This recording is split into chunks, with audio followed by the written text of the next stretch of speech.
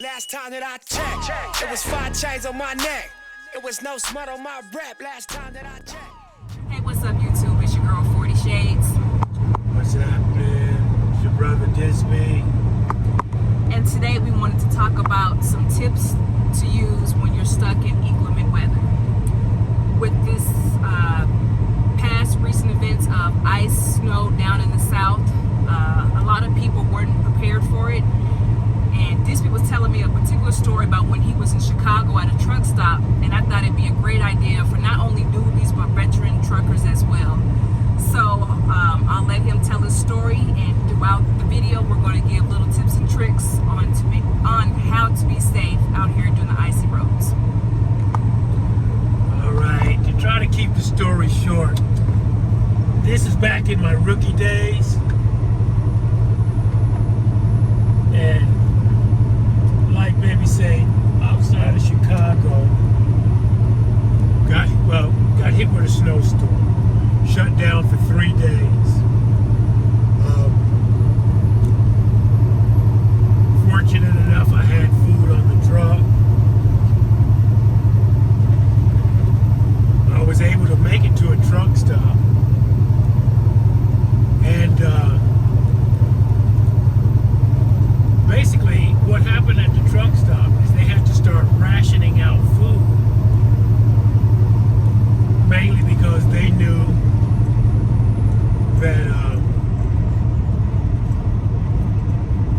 with the roads shut down and all, that they weren't going to be able to get any of their normal deliveries. So that by that second morning that we were there, or really I would say the first morning that we were there, they were rationing the food, like I said. One egg type of thing per person, a couple strips of bacon. I forget what the breakdown was. But with that being said, second day around, they were basically out of breakfast food. That third morning, they were out of food. So my tip here is, in a scenario like that, if you have the opportunity to, depending on how much food you have on your truck, be a good idea to eat the truck stop's food first. And then eat. Well, that was one of the tips I thought was neat, because me being who I am, I would eat my food first because it was warm in the truck and I wouldn't want to go outside to do anything, so it's comfortable for me to eat what's inside. But when he told me the story, and I'm like, somebody else probably needs the same knowledge. Eat their food first before you eat yours.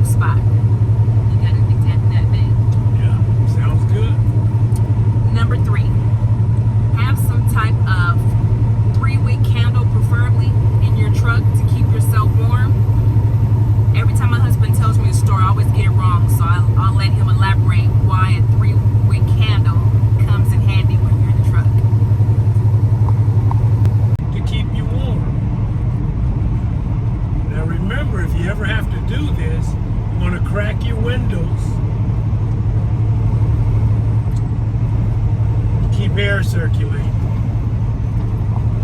But it will work to keep the cab of the truck warm. Now, true enough, nowadays everybody has an APU or a Masco heater. But, like I say, if there's something broke with that APU or with that Masco heater, this is a tip to keep yourself warm in the truck. The next tip, those that may be on the West Coast entering the South, may have to go through Texas or Louisiana, Mississippi, wherever the roads are currently shut down. Make sure you are trip planning before you go into that next state, because a lot of these fuel locations are at a depth, they're out of fuel, they're out of food, they're out of power. So even if you stop to take a 30-minute break or even shut down for 10 hours, you got to know, one, if they have space for you to get into, or two, will they have enough fuel and depth for you to make it to the next location to fuel back up. So trip planning is going to be very important, along with checking the weather before going into the next state. Any words, Dave?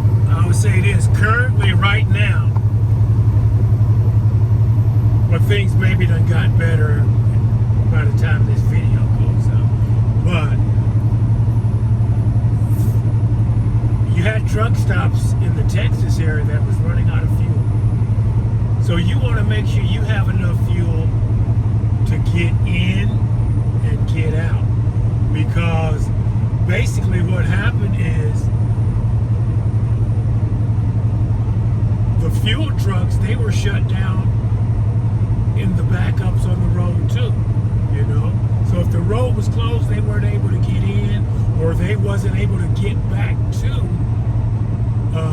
their destination to, you know, refuel the tanker. So that's kind of what led to the shortage of fuel or being out of fuel. And like she said, some places didn't have, they lost power, so the pumps wouldn't work. So just make sure you have enough fuel that you get fuel before you go into these areas and have enough to get out. And last but not least, make sure you have perishable foods that you know you won't eat all the time, like snacks, granola bars. Yeah, something you wouldn't readily eat, you know, preferably something that doesn't really suit your fancy, but you know if you was hungry enough you'd eat. So, but if it's non-perishable,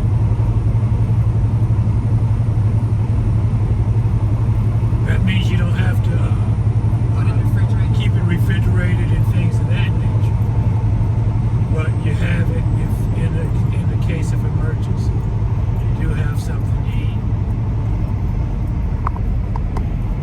And also, I just thought about this, with the power being shut out in a lot of these truck stops, understand that there's no showers, there's no washing your clothes, so you want to be mindful of having extra wipes and things to use the bathroom with, and just an alternative plan to doing your laundry at a later date. But just make sure that you're keeping up with your hygiene as well, because just because they say no power, 9 times out of 10 you're not going to be able to go in there and shower like you want to. So make sure it's convenient for you to make sure you have plenty of baby wipes, bottled water, have a bucket just in case you have to go to the bathroom. Don't be like some of those truckers that use the bathroom outside of the truck and leave it in the truck bag and throw it outside and make it a mess. So please Remember be considerate. that time? Please consider.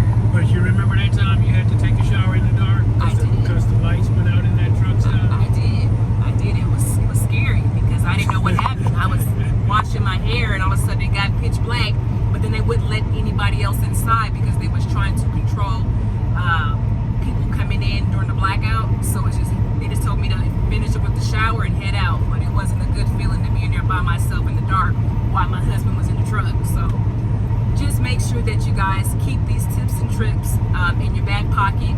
You may not never need it, or maybe you'll run across a rookie driver during this time